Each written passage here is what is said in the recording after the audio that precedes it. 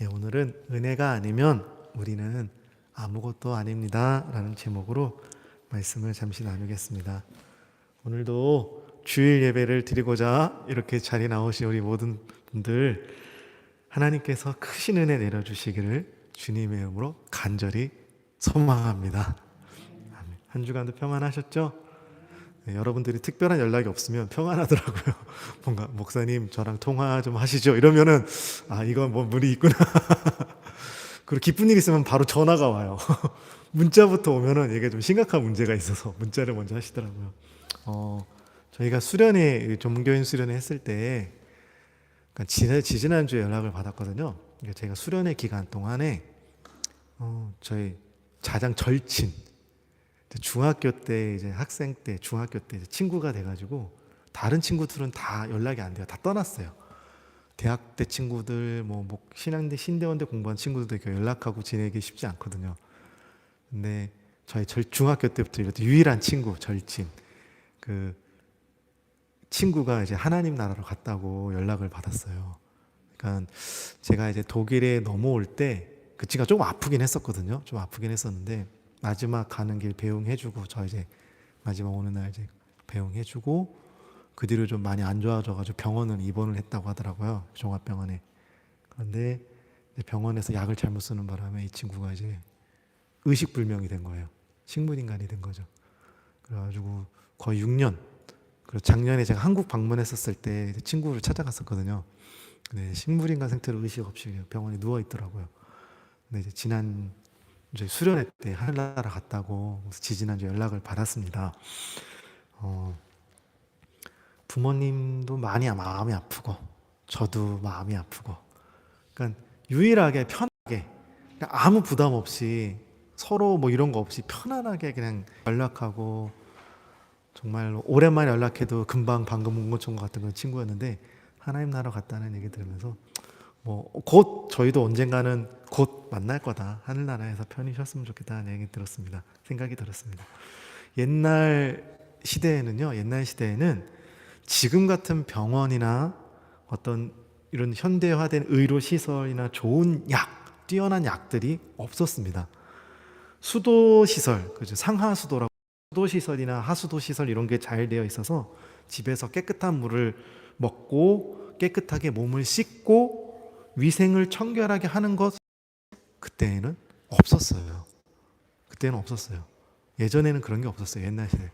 우리 고구려 백제 신라 시대, 고려 시대, 옛날 예수님 당시 이런 시대 때는 그런 게 없었습니다. 그래서 청결하지 못했기 때문에 아픈 사람도 많았고요. 지금은 너무나 쉽게 고칠 수 있는 병을 그때 당시는 많은 사람들이 질병으로 죽었습니다. 우리 호환 마마라고 하잖아요. 마마. 여기 지금 여러분 여기 다 백신 맞으시면 이거 볼록 튀어나온 거 있으실 거예요. 이게 호랑이만큼 무서웠던 게 마마 병이었거든요. 지금은 그것 때문에 죽는 사람이 없어요. 다 백신 맞고 하기 때문에. 근데 예전에는 그게 한번 돌면은 사람들이 하늘이 노예해서 사람들 죽였다고 너무나 많은 사람이 죽었습니다. 흑사병 같은 경우도 많은 사람이 죽었죠. 그렇지만 오늘날 우리가 아무리 깨끗하게 매일 몸을 씻고 깨끗한 물을 먹고 발전된 아주 최첨단의 의료 시설을 가지고 기술로도 못 고치는 질병과 못 고치는 아픔들이 아직도 있습니다. 아직도 그런 아픔들이 있습니다. 제 친구도 회복되지 못하고 그렇게 갔거든요. 하나님만이 회복하실 수 있으셨는데 기도했음에도 불구하고 그렇게 하나님께서 먼저 그 영혼을 사랑하셔서 빨리 만나자고 불러 하늘나라로 갔죠. 그러나 예수님께서 이 땅에 계셨을 때 2000년 전 예수님 당시, 그때 당시는요, 태어날 때부터 눈이 보이지 않았던 사람, 앉아서 일어나지 못했던 사람, 그런 사람들은 다 눈을 뜨게 해주셨고 일어나 걷게 해주셨습니다. 만약에 지금 예수님이 이 자리에 계시다면 우리 최경만 지사님도 충분히 일어나서 세울 수 있는 분이 예수님이십니다. 충분히 가능하시죠. 38년 동안 아무도 건들지 못했던, 아무도 낫게 하지 못했던 병 때문에, 그 오랜 질병 때문에 괴로워했던 병자도 고쳐주셨습니다. 예수님께서는 못 고치는 병이 없으셨습니다. 오늘날 현대의학이나 제일 좋은 약으로도 못 고치는 병들을 예수님은 지금도 능히 고치실 수 있는 분이시죠. 심지어 예수님은 죽은 사람조차 살릴 수 있으신 분이셨습니다. 이렇게 죽은 사람도 살리시는 예수님께서는요, 예수님을 하나님의 아들이심으로 믿고 나의 구원자이심을 믿는 우리들 역시 죽지만 살릴 수 있는 분이십니다. 죽지 않고 살릴 수도 있으신 분이시고요. 그래서 우리에게서 죽음에서 우리를 살리셔가지고 우리에게 영원한 생명을 주실 수 있으신 분이십니다. 우리는 그 영원한 생명을 소유한 사람들이고요. 그래서 죽지만, 이 육신은 죽지만 우리는 다시 살아서 하나님 나라에서 영원한 생명을 살 것입니다.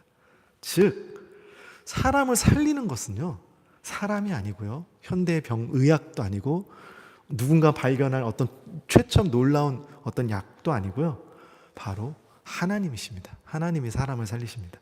그래서 우리는 하나님의 은혜가 필요합니다. 하나님의 은혜. 그렇다면 여러분, 저와 여러분이 하나님께 필요한 은혜가 무엇일까요? 오늘날 현대를 살아가고 있는 그리스도인들에게 하나님께로부터 받고 싶은 은혜가 무엇입니까? 라고 물어본다면 그들은 내가 받고 싶은 은혜가 이겁니다 라고 뭐라고 얘기하시겠어요?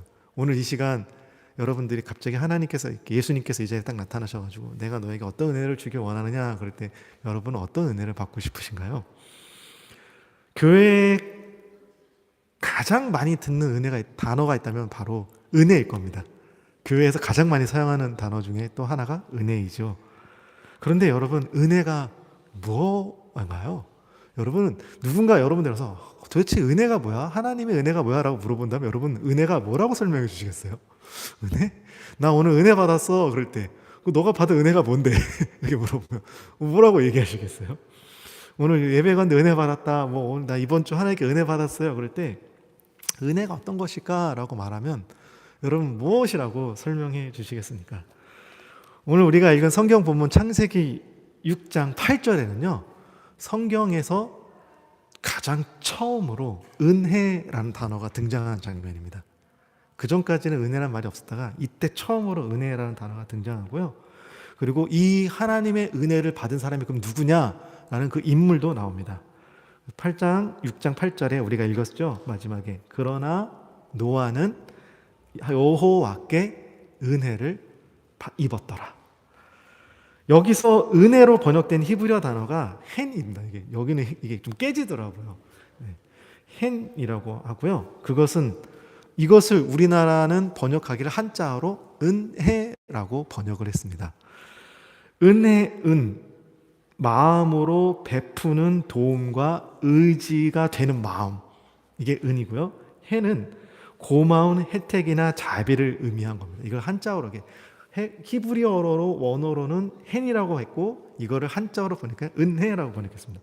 두 글자 모두 마음 심자라는 것이 포함되어 있고요. 마음에서 우러나서 베풀어지는 고마운 어떤 도움이나 혜택을 뜻하는 것입니다. 이 단어는 기본적으로 호의, 기쁨, 호감, 어떤 호의를 베푸는 태도를 의미하는 것이죠. 즉 사람이 하나님 앞에서 내가 스스로 무언가를 막 내세워서 나에게 하나님께 받을 만한 이런 것들을 했기 때문에 나에게 하나님 이런 걸 주세요가 아니라 그저 그런 거 아무것도 없이 받을 자격도 없이 하나님이 기쁘셔서, 하나님께서 기쁘게 여기셔서, 나를 기쁘게 여기셔서 베푸신 어떤 호의, 어떤 좋은 것들, 호감, 어떤 도움, 이런 것들이 은혜라는, 그 뜻이 은혜라는 것입니다. 이와 같은 하나님의 은혜가 창세기 6장 8절에 처음으로 등장하고요. 하나님의 이 은혜를 처음으로 받은 사람이 노아라는 인물입니다. 왜 하나님께서 노아에게 그러면 은혜를 베풀어 주셨을까요? 창세기 6장은요 이렇게 시작해요. 노아 시대 때, 노아가 살던 그 시대 때 사람들이 타락한 세상이라고 나옵니다. 근데 얼마만큼 타락했냐면요, 여호와께서 사람의 죄악이 세상에 가득 찬 것을 보시고 땅 위에 사람을 지으신 것을 한탄하셨어요. 그래서 어떻게 해요? 물로 심판하실 정도로, 심판을 결정할 정도로. 여러분, 우리는요, 어떤 상황일 때 은혜 받았다, 은혜라고 표현을 해요? 우리는 은혜를 언제 표현해요? 은혜 받기 위한 어떤 예배를 생각하면 뭔가 나에게 딱 맞는 말씀, 뭔가 막 감동을 주는 말씀, 마음의 감동과 어떤 위로를 주는 뭐 아주 막 멋진 찬양, 막 이런 찬양들, 뭐 악기팀이 막 하고 찌거트리 막 아름다운 목소리를 찬양하고 어떤 그런 찬양, 꽉 찬 예배실, 예배당에 사람들이 꽉 차서 막 그들이 크게 막 뜨겁게 올려드리는 막 기도 소리, 이런 자리면 우리가 은혜 받은 자리고 은혜의 자리다라고 우리는 생각하시나요? 예배와 은혜의 조건이 꼭 이런 것은 아니지만 이것은 제가 여기에 지금 포함된 건 아니기 때문에 다음에 다시 말씀드릴게요. 오늘 우리가 읽은 성경에는요, 우리가 생각했던 어떤 하나님의 은혜를 받을 만한 조건, 상황과는 맞지 않아요. 보편적으로 우리가 생각하는 어떤 그런 상황과 조건은 맞지 않아요.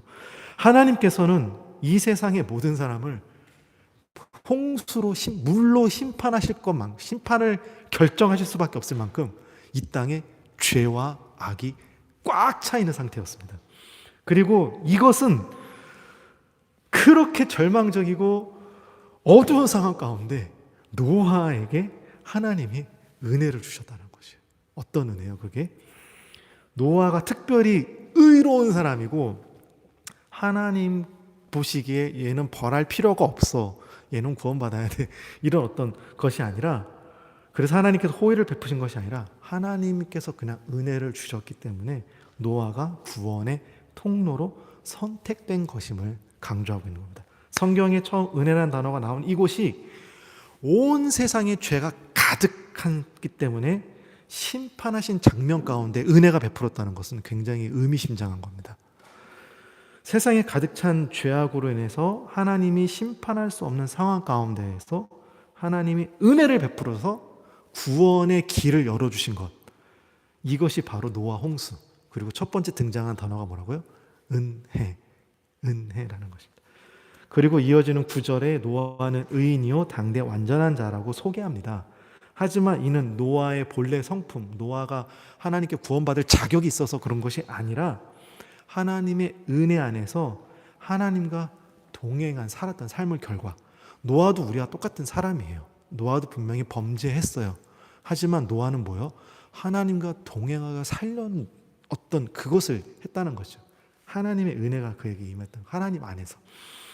구약 성경에 은혜라는 단어가 나오는 또 다른 장면이 있습니다. 창세기 19장 19절에요. 아브라함의 조카 롯이 소돔과 고모라 성에서 살고 있다가 천사가 가서 그들을 구원할 때입니다.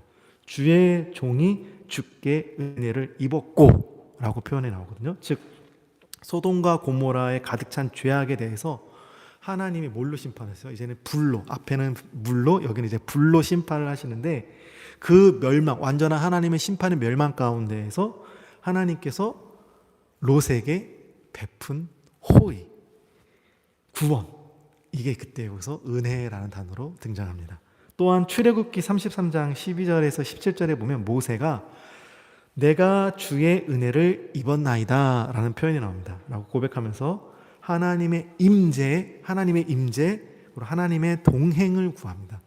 하나님의 은혜는 하나님의 임재, 하나님과의 친밀한 관계 속에서 나타나는 겁니다. 하나님과의 관계 가운데에서 나타납니다. 그리고 시편에서는 은혜가 나오는데, 시편에도 은혜가 나오는데요, 하나님의 자비, 하나님의 구원의 행위로 연결됩니다. 시편 84편 11절에 보면 여호와 하나님은 해요 방패시라, 여호와께서 은혜와 영화를 주시며. 이를 통해 본다면요, 구약에서 나오는 은혜는 멸망의 심판, 구원받을 수 없는 멸망의 심판 가운데서 구원의 길을 열어주시는 하나님의 호의이고, 인간의 어떤 공로나 자격이 아닌 하나님께서 기쁘시게 선택하여 주시는 사랑이라는 것이죠. 그리고 이 구약의 은혜가 신약의 은혜와 연결이 돼요. 에베소서 2장 8절 말씀인데요, 너희가 그 은혜에 의하여 믿음으로 말미암아 구원을 받았으니 이것은 너희에게서 난 것이 아니요, 뭐라고요? 하나님의 선물이다. 여러분, 우리가 구원받은 것은요, 나에게서 나온 것이 아니에요. 우리가 하나님께 구원받았다? 이건 내가 잘해서, 내가 뭔가 죄를 짓지 않아서 나온 것이 아니에요. 하나님이 우리에게 주신 선물입니다. 우리가 예수님을 믿지만 저와 여러분 역시 우리는 삶 가운데서 죄를 져요. 우리는 죄를 지어요. 우리가 죄를 전혀 안 지는 게 아니에요. 죄를 지을 때가 있어요. 하나님의 말씀대로 살지 못하고 우리가 범죄할 때가 있습니다. 그럼에도 불구하고 우리가 죽어서 다시 살아날 수 있고 영원한 생명과 하나님 나라 천국에 갈 수 있는 것은요, 내가 의로운 행동을 했기 때문에, 여기서 내가 의롭게 살았기 때문에, 내가 여기서 뭔가 믿음 생활을 열심히 했기 때문에가 아니라 말씀을, 하나님의 율법, 하나님의 성경의 말씀을 처음부터 끝까지 모든 걸 완벽하게 지켰기 때문에가 아니라 하나님의 은혜와 예수님을 통해 주신 십자가의 구원의 이 선물 때문인 겁니다. 이거는 우리가 그냥 가격없이 받은 거죠. 그래서 신약 성경에는 이 은혜를 헬라어로, 아까는 구약에서는 헨이라고 했고 신약에서는 헬라어로 카리스라고 부릅니다. 이는 구약과 같은 의미를 지니고 있는데요, 특히 아무런 자격 없는 사람에게 아무런 조건 없이, 자격 없는 사람에게 아무 조건 없이 그냥 베풀어 주는 구원의 은혜를 가리키는 것이고요, 이것은 신약 전체에 매우 중요한 개념, 신학적 개념으로 자리 잡습니다. 요한복음 1장 14절 그리고 16절 17절 말씀을 우리 같이 한번 읽어보겠습니다. 시작.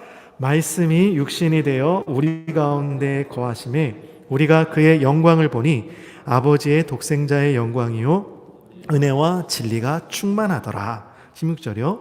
우리가 다 그의 충만한 데서 받으니 은혜 위에 은혜더라. 율법은 모세로 말미암아 주어진 것이요 은혜와 진리는 예수 그리스도를 말미암아 온 것이니라. 이 말씀은 구약의 은혜가 어떻게 해요? 예수님 안에서 완성되어졌음을 선포하고 있는 말씀입니다. 요한복음 1장에서 이렇게 선포하고 시작해요. 그래서 사도 바울이 로마서 3장 24절에서 이렇게 선포합니다. 같이 읽어보겠습니다. 시작.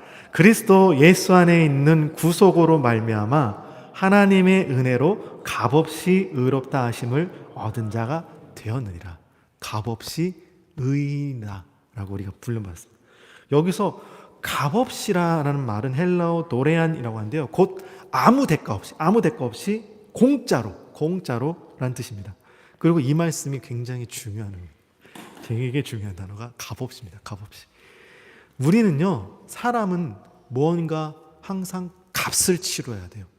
우리의 삶은, 이 세상의 삶은, 우리가 지금 살고 있는 삶은 값을 치르는 세상입니다. 대가를 줘야 돼요. 노동한 대가에 대한 뭐를 받아요. 이렇게 무엇을 했을 때 받아요. 돈을 지불한 뭘 받아요. 대가, 값을 치러야 돼요. 내가 이만큼 봉사했기 때문에, 내가 이만큼 헌금했기 때문에 하나님께서 나에게 이 정도 복은 주셔야 되지 않겠어? 라고 생각하는 사람들이 있어요. 내가 하나님께 이만큼 헌신했는데, 내가 하나님께 이렇게 내 삶을 드렸으면 하나님 이 정도는 나에게, 최소한 이 정도는 뭔가 해주셔야 되는 거 아니야? 라고 생각하는 사람들이 있습니다. 근데 성경은 말해요. 값없이 그냥 주셨다라고 말합니다. 우리의 구원은 내가 뭔가를 했기 때문에 받는 것이 아니에요. 구원은 인간의 노력, 어떤 윤리적이나 도덕적, 어떤 종교적 행위로 얻는 것이 아닙니다. 값을 자격이 있거나 갚을 능력이 있는 사람에게 주는 것은요, 거래라고 얘기합니다. 거래. 우리의 구원은 거래가 아니에요. 무언가를 잘해서, 우리가 뭔가 잘하면 뭐 주잖아요. 뭔가 잘했을 때 이렇게 주잖아요. 그렇게 자격 있는 사람, 뭔가를 잘했고 자격 있는 사람에게 주는 것은 상이에요. 상이라고 봅니다. 상장이라고 하기죠. 우리가 열심히 믿고 신앙생활을 하면은 상으로 받는 것이 구원일까요? 또한 우리가 신앙생활과 죄와 죽음에서 구원받는 것이 어떤 거래일까요? 내가 이렇게 믿음 생활을 했기 때문에 하나님 나에게 이렇게 구원을 아니에요. 상도 아니고 거래도 아니에요. 우리의 신앙과 우리의 구원을 자꾸 이렇게 연결되면 안 돼요. 어떤 사람도 자신의 지은 죄에 대한 대가에 대해서 값을 치르거나 갚을 능력이 없습니다. 이 세상에서 제일 큰 부자가 그 모든 재산을 다 바친다 해도, 이 세상에서 제일 높은 권력을 갖고 있는 사람이 그 권력을 하나님께 드린다고 해서 우리의 죄가 용서되고 그 사람의 죄가 용서되는 것이 아니죠. 우리는 모두 죄인이에요. 우리는 모두 죄인이에요. 그래서 뭘 받아야 돼요? 하나님께 심판을 받아야 돼요. 윤리 도덕적으로 난 죄진 게 없는데, 세상의 어떤 법률적으로 난 죄진 게 없는데, 아니요. 그렇지 않아요. 우리는 지금도 죄를 짓고 살아요. 하나님의 말씀을 지키지 못하고 살아가는 거, 이게 다 죄예요. 그리고 내 죄의 대가는 뭐예요? 하나님의 무서운 심판과 영원한 지옥이라는 결과예요. 어느 누구도 피할 수 없어요. 이건 다 모든 죄진, 아무리 작은 죄든 모든 큰 죄든 죄진 사람은 다 하나님 앞에 심판을 받아야 되고, 그 죄에 대한 결과가 영원한 지옥입니다. 사람은 육신이 죽음으로 첫 번째 사망을 선고받습니다.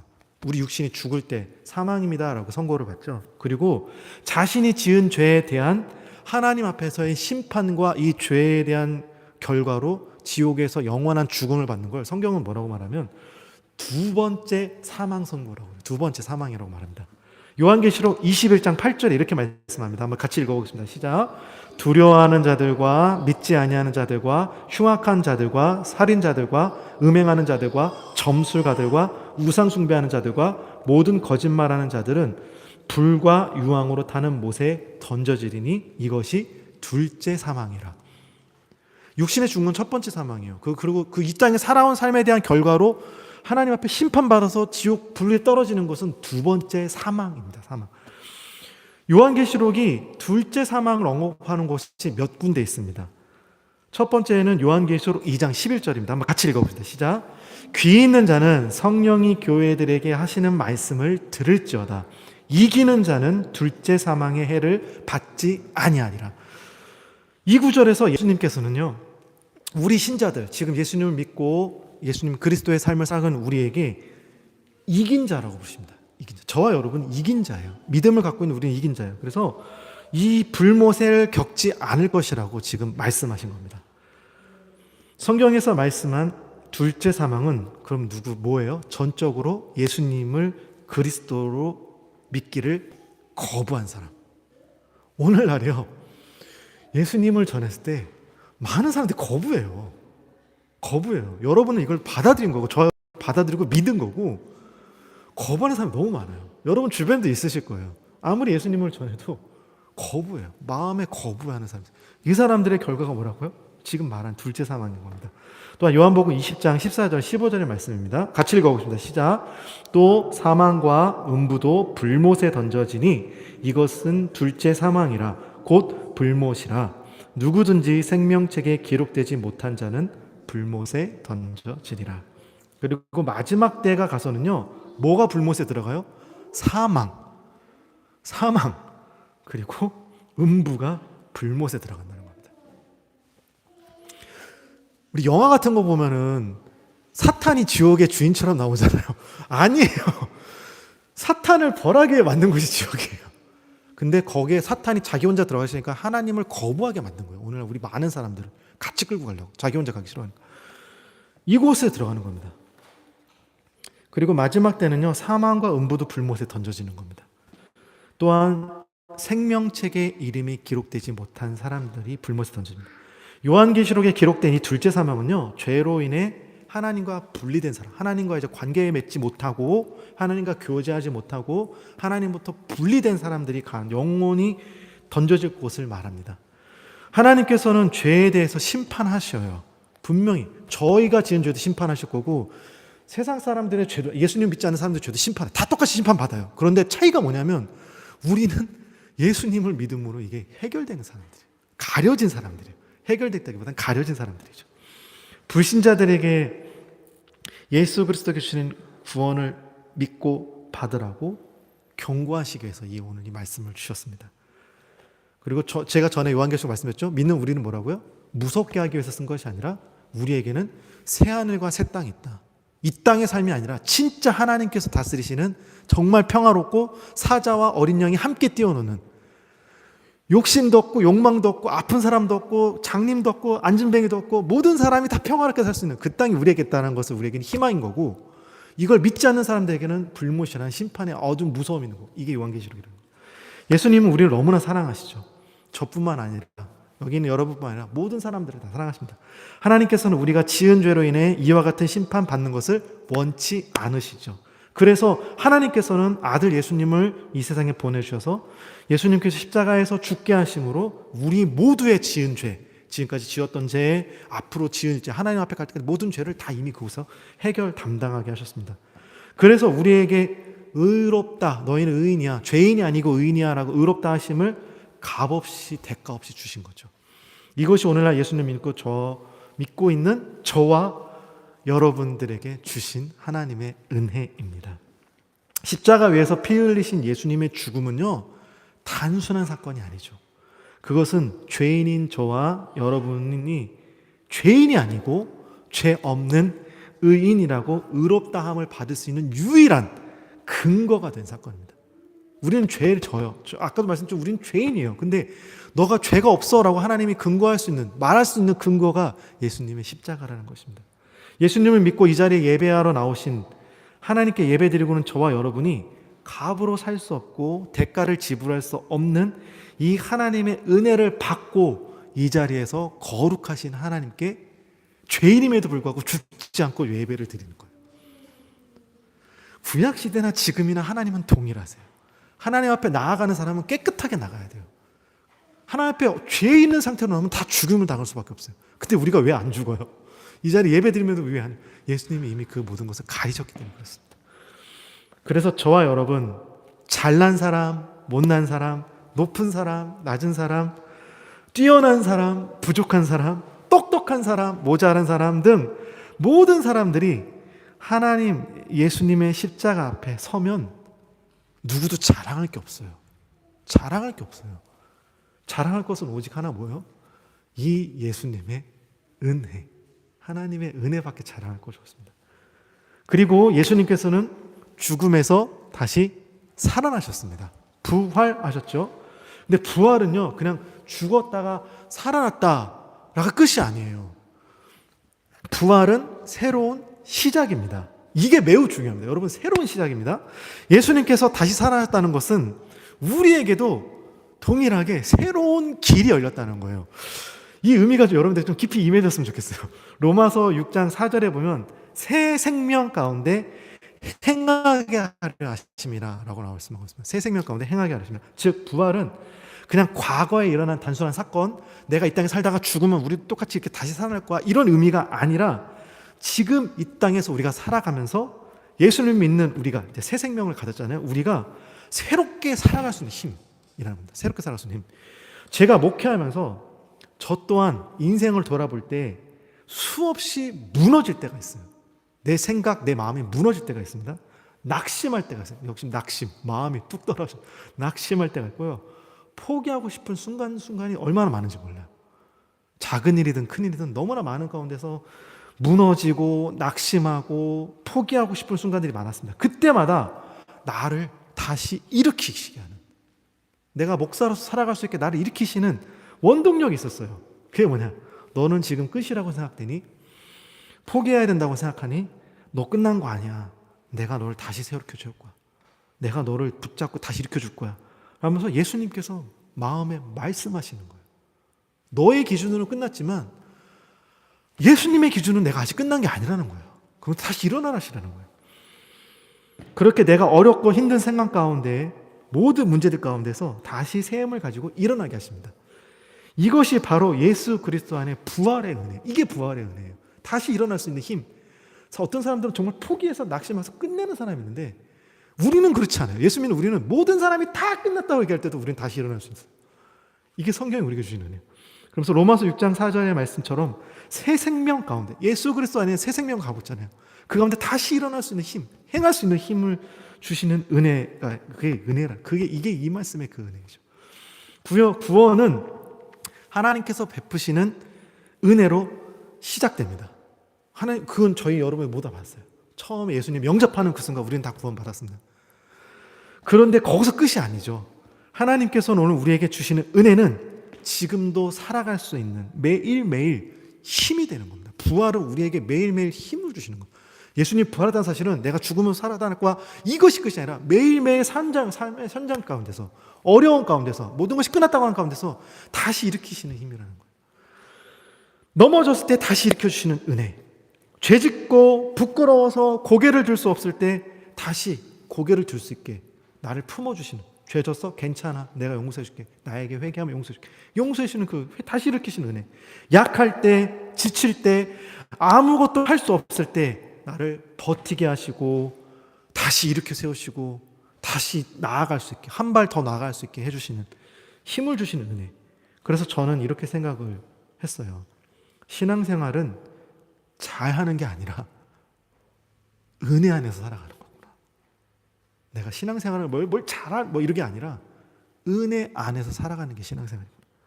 내 힘으로 하는 것이 아니라 이 하나님의 은혜를 깨닫고 감사하고 이것으로 살아가는 것. 이게 신앙생활이구나. 우리가 잘해서가 아니라 하나님께서 은혜로 나를 붙잡아 주셔서, 그 능력의 손으로 나를 붙잡아 주셔서 하나님께서 나아가 이 삶을 살아갈 수 있게 해주시는 것. 이것이 우리 그리스도인의 삶이에요. 세상 사람들은 이 힘이 없기 때문에 자기의 힘으로 뭔가를 해야 돼요. 내가 공부를 많이 해서 지식을 갖든지 돈을 많이 벌어서 이 돈으로 힘을 삼든지. 이게 세상 사람들의 힘이라면 우리는 이게 힘이 아니라 하나님이 우리에게 은혜 주시는 것이 힘이라는 것이죠. 이게 믿음 생활이라는 겁니다. 그러면 우리는 이와 같은 하나님의 은혜에 대해서 그럼 이제 어떻게 반응해야 될까요? 우리가 어떻게 그러면 행동해야 될까요? 바울이 이렇게 얘기했습니다. 고린도서 15장 10절 같이 읽어볼까요? 시작.